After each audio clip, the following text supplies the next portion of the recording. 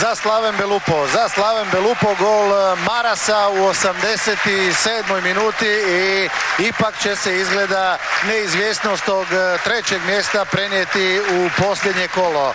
Jurić je dobio loptu, istrčao daleko za njom, gotovo tu do granice igrališta i vratio, pogledajte, igrača s brojem 26 Marasa, lijevog bočnog u obrani igrača Slaven Belupa, koji je silovito raspalio po toj lopti vraćenoj i postigao pogodak svoj treći u ovoj sezoni. Pogodak koji Koprivničanima ipak ovdje otvara put prema pobjedi 2,5 minute prije kraja.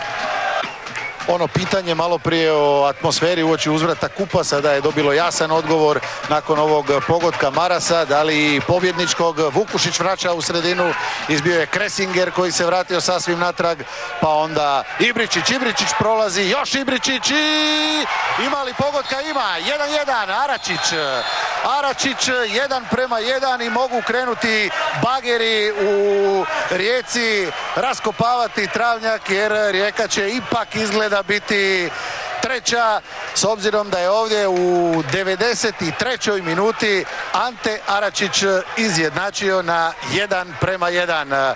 Ibričić je sve pripremio ili gotovo sve, Aračiću je ostalo da samo gurne u prazan gol. Ono što sam prije rekao, moram povući.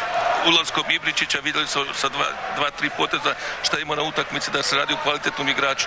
On je sve napravio, ovaj šut treba se naći tamo, lako ga je bilo zabiti. Dosta mi toga trebamo povući. Ono da ko prvi da gol će pobijediti i svašta još. Dobro, ali da vidimo, evo Kresinger je došao prvi do lopte i ipak nije uspio pogoditi mrežu, već je bio istrčao Hajdukov vratar, ali ostaje tih 1:1.